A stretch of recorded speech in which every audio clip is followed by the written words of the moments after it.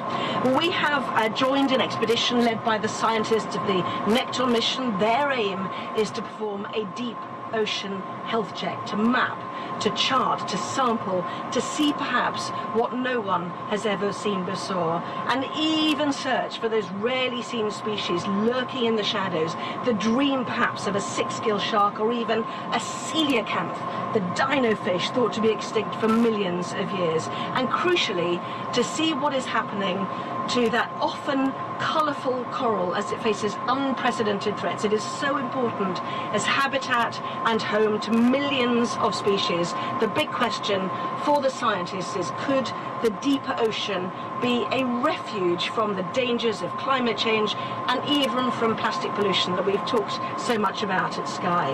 Well, we are not alone down here. This is Sub 1, the red one, although it's been showered by this downdraft of sediment, which you will hear the team refer to as Omega. Out there, we can see them, is Sub 2, the yellow one. Yes, the yellow one. What are we in? The red one, I've already forgotten, which they call Kensington. Should we see if we can raise them, actually? Because in there is the principal scientist on this amazing expedition, Dr. Lucy Woodall from the Nekton mission, and piloting her sub is Robert Carmichael. Let's see if we can raise them on the sub. Yeah, on underwater telephone. Kensington, Omega, come back.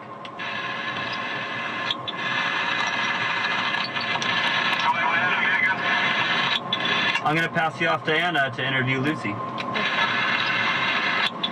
Hello, Lucy. It's Anna here. We're just talking about the importance of trying to explore the deep.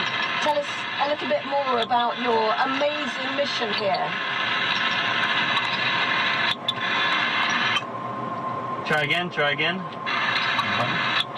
Hello, Lucy. Can you hear me? Release. I think she hears you. Go ahead. Hello, Lucy. Can you hear us? Yes, I hear you. I was just asking you about the reasons you're trying to explore the deep.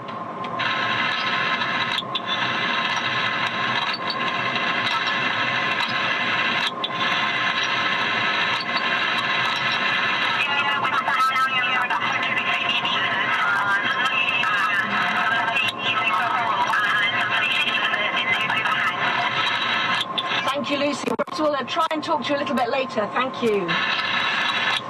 So the scientists have been coming down, as I said, very delicately, trying to take samples of some of the deep corals that we've seen, some of the fans that are absolutely beautiful, certainly, and they very delicately take some of those and back up to the surface. And up on the surface, if we peer up, we can see the outline of the mothership above, and up there is my colleague Mark Austin. Mark.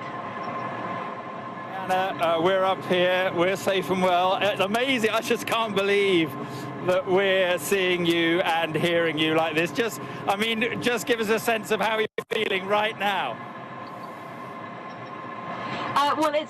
Well, apart from being very hot, it's just quite extraordinary. Just before we came on air, we saw a white-tipped shark very near. How near was it, do you think, Randy? It was 3 meters away from us. 3 meters away from us. So you never know quite what you're going to see.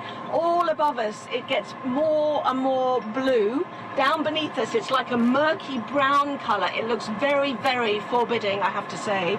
And so the deep beneath us, we already went down there to about 175 meters, but above, it looks pleasantly light. I can see small fish dancing on this rocky outcrop just above. And obviously, it's nice to have the company of the principal scientist, Lucy Woodall. So great to be here, Mark. But tell us a bit about where we are, just off Aldabra. Which I suppose is called the mothership. It's a supply ship, but right now it's anything but a supply ship. It's sort of trebling up as, first of all, a TV operations center. I don't know if you can see the guys working in the porter cabin that's on this deck, and they've got the controls, and they are the reason why those pictures from you are getting to us, and then from us being satellited to the viewer. So big television operation on this ship. Also, the main reason the ship is here, it's basically a marine research scientific centre. And I think also we can see now pictures of the scientists, hopefully, in their little laboratory here, several little laboratories here where they take samples, they analyse these samples, and they look at data, and they take a lot of the samples back to the UK. So this ship, anything but a supply ship right now. Thomas Moore is with me. You've been looking at the pictures there from down below. You've been here as well for 3 weeks. What do you make of what you're seeing? Oh, absolutely fantastic. Anna saying there that she's seen a white-tip reef shark. I imagine she will see many, many more. I was walking through the shallows with black-tip reef sharks yesterday, coming right up to my legs. No harm from them, but there are many other sharks down there. She's going to have a fantastic ride. All right, Thomas, we'll be back with you just in a moment. And Anna, back to you, but rest assured, if we lose you, I don't mean lose you like that. I mean lose communications with you. I'll be here. I'll be your backstop, as if we haven't heard enough about backstops. But let's go back down to Anna, 137 metres below. Anna. Yeah, don't lose me, Mark. Please don't lose me. I think Randy's going to take charge of that. Thank goodness you're here. And the final thing to introduce is the robotic camera down here. You'll hear us talk about the ROV, the remotely operated vehicle. It is controlled at the mothership where Mark is by highly skilled pilots, I have to say, and they'll offer lots of images of our submersibles and beyond. And it's also, crucially, the backstop of pictures as well, because it is tethered to the surface, unlike us down here, for when our signal drops out from this sub, as probably it will at some point, which we are very dependent on what the currents are doing down here, and the technology of how we are communicating is completely pioneering and very challenging. So when you do lose up, as Mark said there, do expect that Mark will pick up back on the